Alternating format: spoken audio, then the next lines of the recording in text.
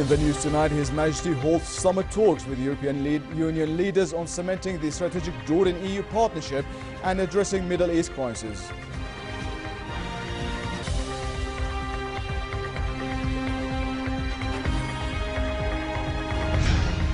The King expresses his deep condolences to the Palestinian President over the death of 16 Palestinian pilgrims in a bus crash on the Sudan-Saudi border.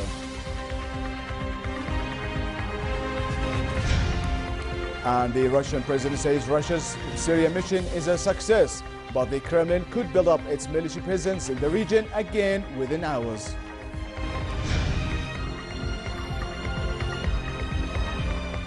Good evening and welcome to the News at 10. His Majesty the King returned home at the end of a working trip to Brussels, where he attended several meetings with European Union officials. Earlier, His Majesty discussed with the officials means to boost strategic ties between Jordan and the bloc.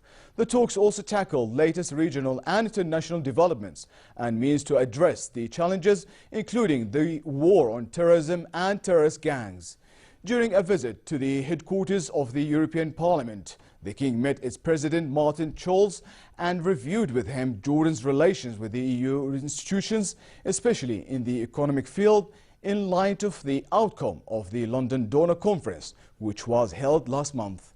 His Majesty voiced Jordan's appreciation of the European Parliament's support to Jordan and its development process that would enable the kingdom to achieve its objectives in addressing poverty and unemployment and creating job opportunities.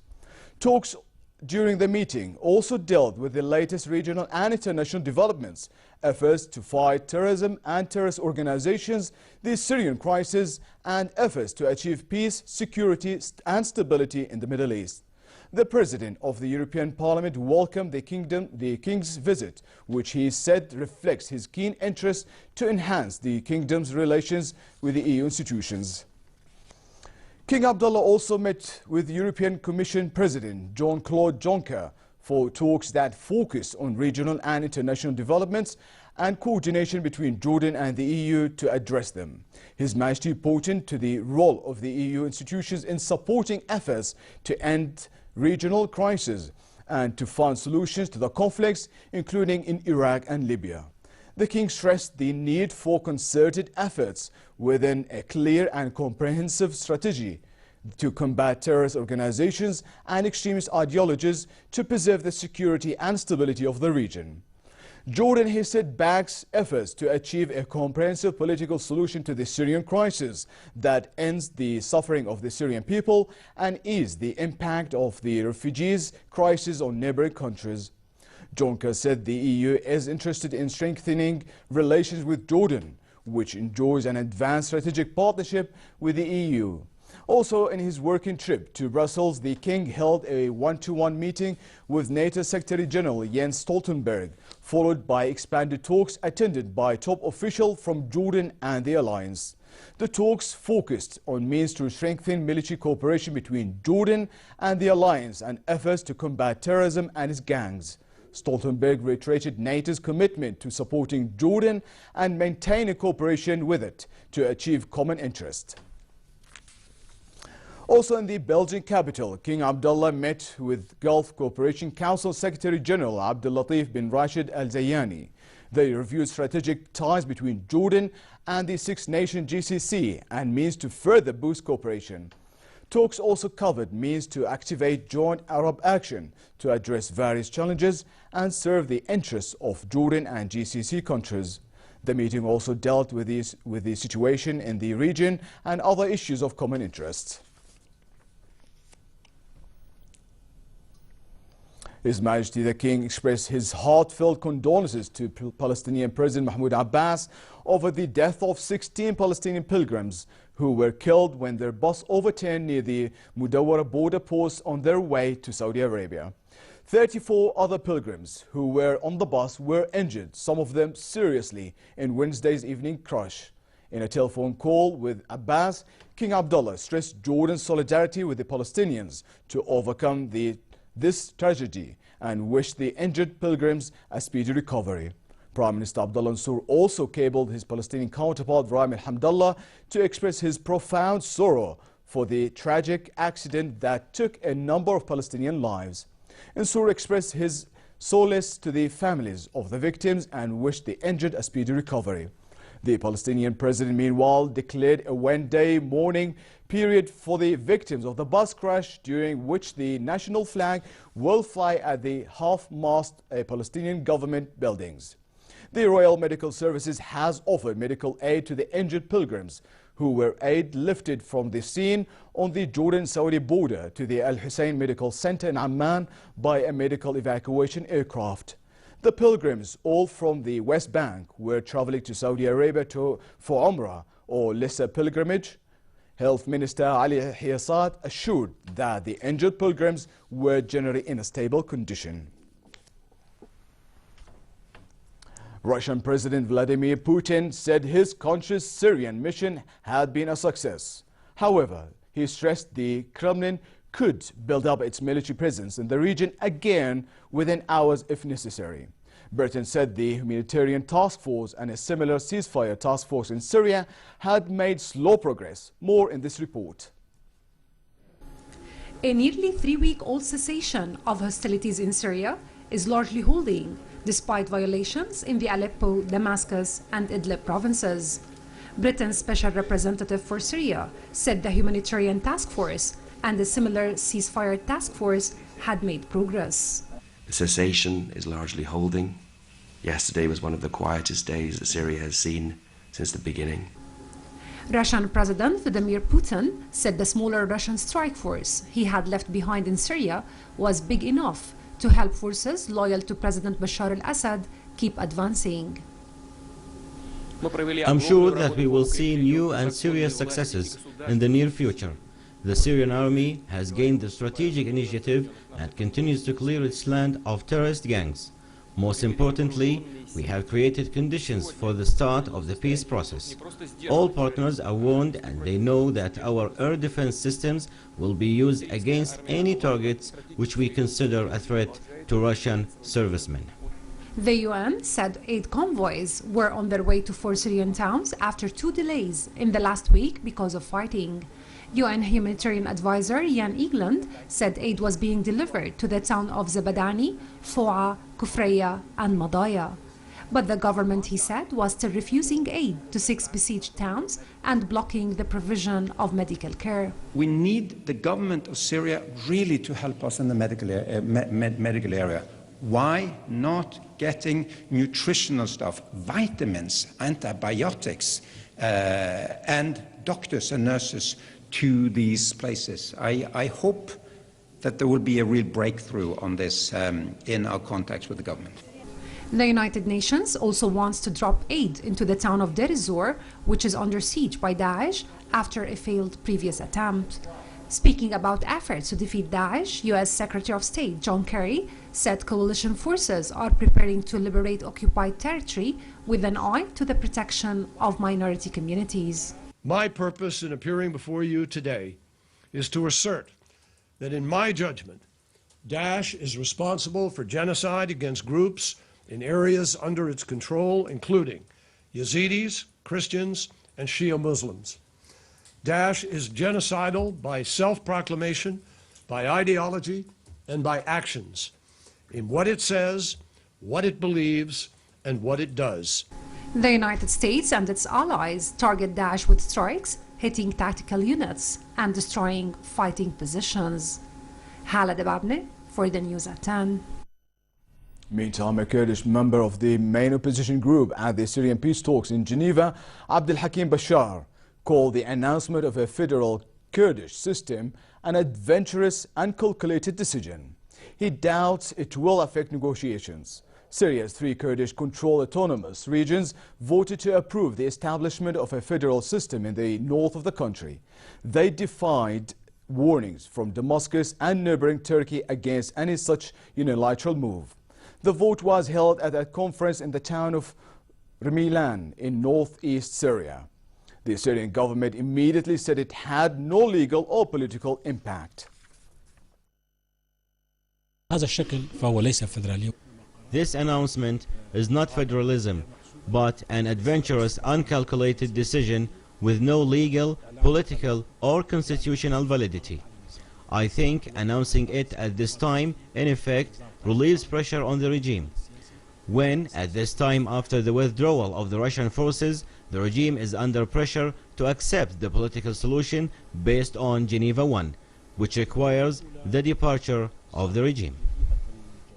Some 101 Syrian refugees have crossed to Jordan in the past 24 hours, as the flow of refugees from the war-torn country shows no signs of abating. A military source said border guards provided the refugees with the necessary aid before transferring them to refugee camps. It said Royal Medical Services personnel also treated sick refugees on the spot. The United Nations Refugee Agency, UNHCR, said it fears for the safety of families fleeing fighting between Iraqi government forces and Daesh terrorist group near the city of Heat, west of Baghdad. The UNHCR said in a statement that it doesn't have full access to the area and voiced its fear that some families who are escaping are in areas very close to the front lines. The UN agency said more than 3.3 million have been displaced since 2014, when Daesh took control of vast swathes of northern and western Iraq. Israeli forces shot and killed 2 Palestinians outside a Jewish settlement in the occupied West Bank. Israeli radio said troops opened up with a volley of gunfire, instantly killing 3 men after they stabbed and seriously injured a Jewish settler at a road junction near the Jewish settlement of Ariel in the northern West Bank. And it what had become a daily occurrence. Israeli occupation forces arrested 19 Palestinians during raids across the West Bank. The Palestinian President's Club said soldiers carried out raids in Ramallah, Hebron, Nablus, Bethlehem and Tul Karim, as well as Arab neighborhoods of East Jerusalem. European Union leaders are meeting in Brussels seeking agreement with Turkey to stop migrants reaching Greece. The leaders voiced a mix of hope for a fix to the crisis and caution that a deal could fall through or prove unworkable. European Council President Donald Tusk said earlier in the day he was more cautious than optimistic before chairing evening summit talks where the 28 EU national leaders aimed to forge a common position before meeting Turkish Prime Minister Ahmet Davutoglu tomorrow. German Chancellor Angela Merkel said she thought it possible to overcome the leaders' concerns over the legality of deporting all new migrants back to Turkey in return for political and financial concessions to Ankara. British Prime Minister David Cameron said there would be no change in London's policies and he encourages the deal with Turkey. We've kept our own border controls because we're out of Schengen. We won't be offering visa-free access to Turks as part of this agreement. We maintain our own immigration policy. Also, we've already said what we're going to do in terms of taking Syrian refugees to Britain, and that's underway, and we won't be taking more because of what's discussed here today. But if we could get an agreement that returned migrants from the Greek islands to Turkey, that would be good progress. And the tampon tax, Prime Minister? As the EU leaders convened, aid agencies called on them to arrange for resettlement of thousands of migrants stranded on Greece's border with Macedonia. Some 10,000 people have been living in deplorable conditions at the makeshift border camp of Idomeni since countries along the Balkan migration route shut their border gates. So I think if you look around this campsite here at Idomeni, it's an informal site. The services here are minimal, to say the least. All of the responders are overstretched. This can't go on. This cannot be part of any solution. So it really is on European Union leaders to really take a hold of themselves and move towards a solution to this crisis that involves resettlement from the region, relocation from Greece and from Italy, and something needs to give very, very soon. Swiss watchmakers, who once dismissed smartwatches as short-lived gadgets, are now racing to grab a share of a fast-growing market via technology partnerships and stepping up investments. The industry started to look seriously into the potential for luxury smartwatches after the success of the Apple Watch last year. Now the race is on to grab a chunk of a smartwatch market expected to grow from $1.3 billion in 2014 to a $117 billion in 2020, according to researchers Smartwatch Group.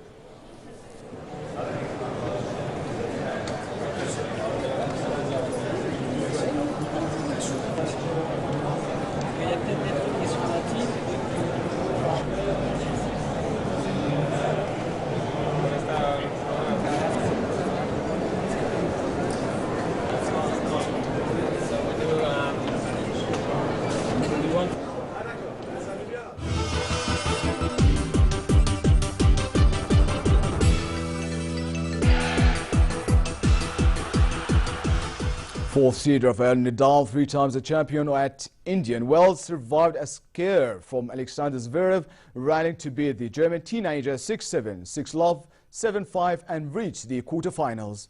Nadal, who saved a match point in the third set, said he had to adjust quickly to 18-year-old Zverev's style, especially the German second server. The Spaniards will face Kai Nishikori of Japan. 6-7, 6-love, 7-5.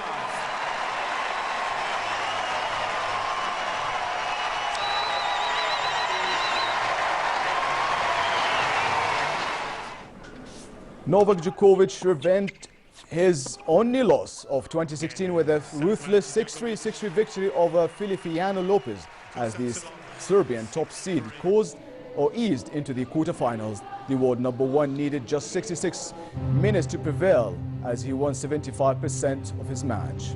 And sportswear firm Nike launched a series of new products, including self-lacing shoes, transparent air-filled soles, and soccer cleats that prevents mud from sticking to the sole at a glitzy event in New York. Nike Plus users will have exclusive access to new products such as Hyper Adapt, a shoe with an insole motor that can tighten and loosen laces to respond to an athlete's motion.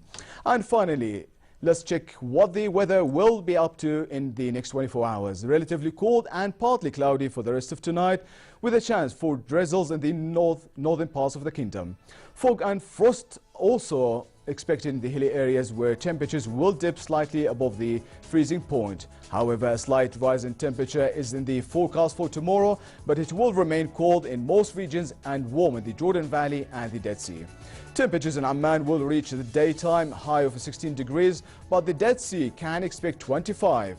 The Gulf of Aqaba should also expect a warm weekend with northerly moderate winds and a bit choppy seas. Stay warm. Next are the lows and highs for tonight and tomorrow.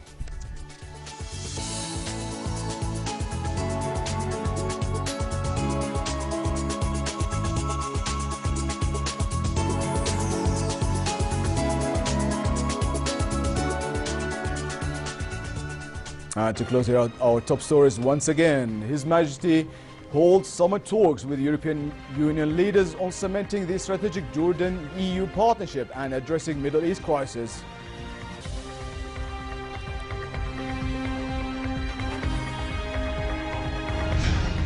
The King expresses his deep condolences to the Palestinian President over the death of 16 Palestinian pilgrims in a bus crash on the Jordan-Saudi border. The Russian president says Russia's Syria mission is a success, but the Kremlin can build up its military presence in the region again within hours. And with that, we come to the end of tonight's news. I'm Leo Balka. Thank you for watching and have a lovely weekend.